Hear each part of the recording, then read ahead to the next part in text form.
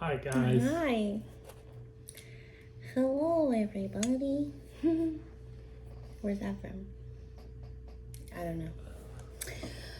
So let's go ahead and get started, huh? All right. Lord, thank you for this day. Thank you for everything that we have and just the opportunity to sit down here quietly and read your word every day and let us absorb it and focus on it and understand what we read. In your name, amen. Amen. So today is Monday, February 27th. So we're reading Deuteronomy 20, 21, and 22. It is an odd day, so it's your first. Yay.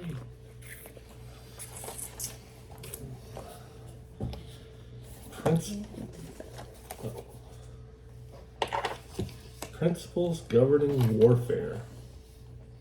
When you go out to battle against your enemies and see horses and chariots and people more numerous than you, do not be afraid of them, for the Lord your God is with you, who brought you up from the land of Egypt.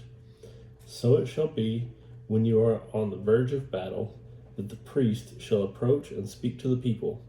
And he shall say to them, Hear, O Israel, today you are on the verge of battle with your enemies. Do not let your heart faint, do not be afraid, and do not tremble or be terrified because of them. For the Lord your God is he who goes with you to fight for you against your enemies to save you. Then the officers shall speak to the people, saying, What man is there who has built a new house and has not dedicated it? Let him go and return to his house, lest he die in the battle and another man dedicate it. Also, what man is there who has planted a vineyard, and has not eaten of it? Let him go and return to his house, lest he die in the battle and another man eat of it. And what man is there who is betrothed to a woman and has not married her? Let him go and return to his house, lest he die in the battle and another man marry her. The officers shall speak further to the people and say, What man is there who is fearful and faint-hearted?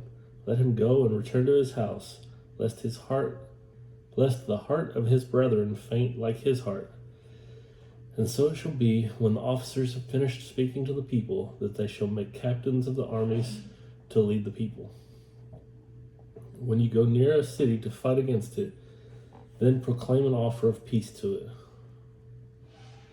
And it shall be that if they accept your offer of peace and open to you, then all the people who are found in it shall be placed under tribute to you and serve you. Now if the city will not make peace with you, but war against you, then you shall besiege it. And when the Lord your God delivers it into your hands, you shall strike every male in it with the edge of the sword. But the women, the little ones, the livestock, and all that is in the city, all its spoil, you shall plunder for yourself. And you shall eat the enemy's plunder which the Lord your God gives you.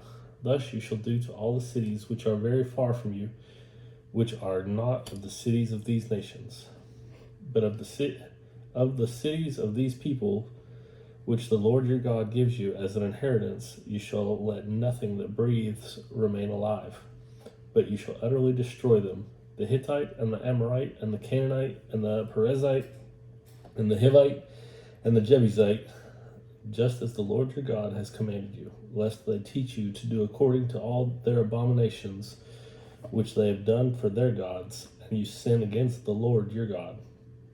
When you besiege a city for a long time, while making war against it to take it, you shall not destroy its trees by wielding an axe against them. If you can eat of them, do not cut them down to use in the siege, for the tree of the field is man's food.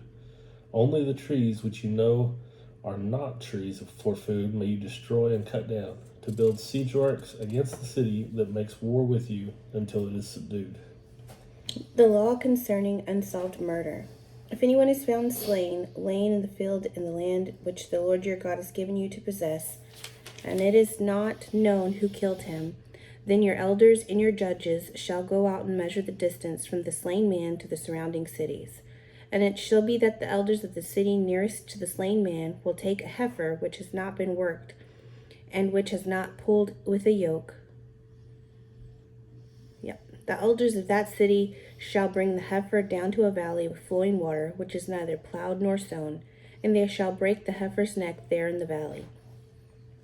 Then the priests, the sons of Levi, shall come near, for the Lord your God has chosen them to minister to him, and to bless in the name of the Lord.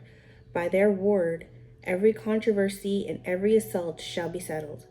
And all the elders of that city nearest to the slain man shall wash their hands over the heifer whose neck was broken in the valley. Then they shall answer and say, Our hands have not shed this blood, nor have our eyes seen it. Provide atonement, O Lord, for your people Israel, whom you have redeemed, and do not lay innocent blood to the charge of your people Israel. An atonement shall be provided on their behalf for the blood. You shall put away the guilt of innocent blood from among you when you do what is right in the sight of the Lord. Female captives. When you go out to war against your enemies, and the Lord your God delivers them into your hand, and you take them captive, and you see among the captives a beautiful woman, and desire her, and would take her for your wife, then you shall bring her home to your house, and she shall shave her head and trim her nails. She shall put off the clothes of her captivity, remain in your house, and mourn her father and her mother a full month. After that you may go in to her and be her husband, and she shall be your wife. And it shall be, if you have no delight in her, then you shall set her free, but you certainly shall not sell her for money. You shall not treat her brutally, because you have humbled her. Firstborn inheritance rights. If a man has 2 wives, one loved and other unloved, and they have borne him children, both the loved and the unloved, and if the firstborn son is of her who is unloved, then it shall be, on the day he bequeaths his possessions to his sons, that he must not bestow firstborn status on the son of the loved wife in preference to the son of the unloved, the true firstborn. But he shall acknowledge the son of the unloved wife as the firstborn by giving him a double portion of all that he has, for he is the beginning of his strength. The right of the firstborn is his. The rebellious son. If a man has a stubborn and rebellious son who will not obey the voice of his father or the voice of his mother, and who, when they have chastened him,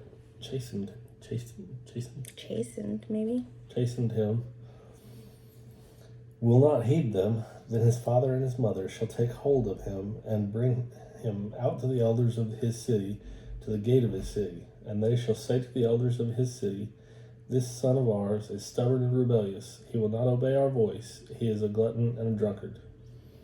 Then all the men of his city shall stone him to death with stones. So you shall put away the evil from among you, and all Israel shall hear and fear. Miscellaneous laws. If a man has committed a sin deserving of death, and he is put to death, and you hang him on a tree, his body shall not remain overnight on the tree, but you shall surely bury him that day, so that you do not defile the land which the Lord your God is giving you as an inheritance, for he who is hanged is accursed of God. You shall not see your brother's ox or his sheep going astray, and hide yourself from them. You shall certainly bring them back to your brother.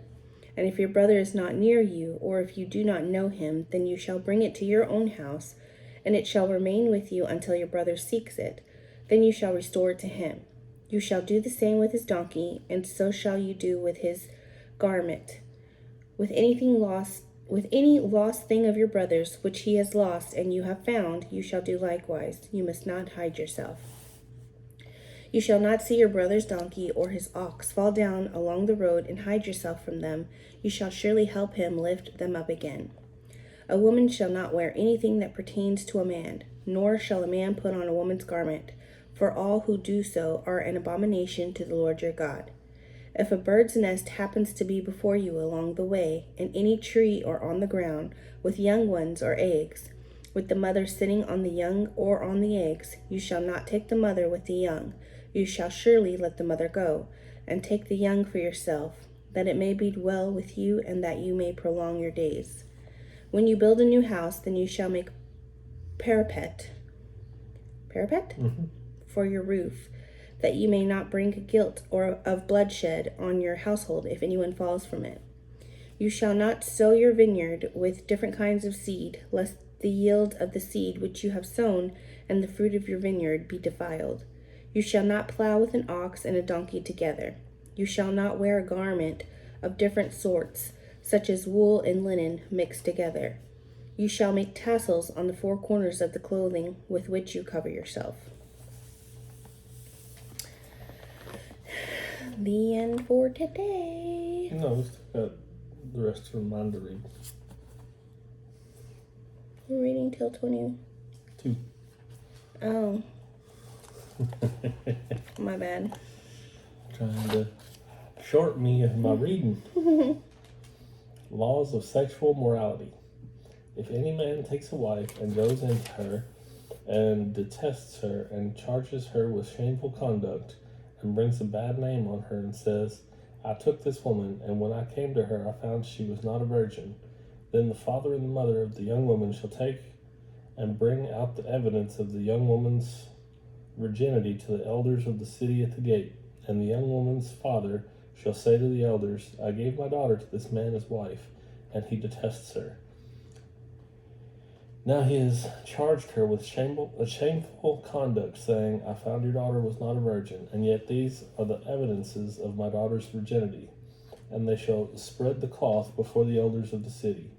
Then the elders of that city shall take the man and punish him, and they shall fine him 100 shekels of silver, and give them to the father of the young woman, because he has brought a bad name on a virgin of Israel. And she shall be his wife. He cannot divorce her all his days. But if the thing is true, and evidences of virginity are not found for the young woman, then they shall bring out the young woman to a door of her father's house, and the men of the city shall stone her to death with stones, because she has done a disgraceful thing in Israel, to play the harlot in her father's house. So you shall put away the evil from among you. If a man is found lying with a woman married to a husband, then both of them shall die, the man that lay with the woman and the woman. So you shall put away the evil from Israel. If a young woman who is a virgin is betrothed to a husband, and a man finds her in the city and lies with her, then you shall bring them both out to the gate of that city, and you shall stone them to death with stones, the young woman because she did not cry out in the city, and the man because he humbled his neighbor's wife. So you shall put away the evil from among you. But if a man finds a betrothed young woman in the countryside, and the man forces her and lies with her, then only the man who lay with her shall die. But you shall do nothing to the young woman. There is in the young woman no sin deserving of death. For just as when a man rises against his neighbor and kills him, even so is this matter. For he found her in the countryside, and the betrothed young woman cried out, but there was no one to save her.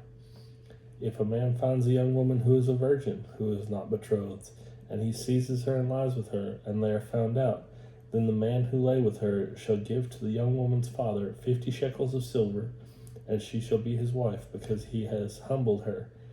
He shall not be permitted to divorce her all his days. A man shall not take his father's wife, nor uncover his father's bed. Now the end. I have a lot of comments on this section, but this is not a Bible study, so I will.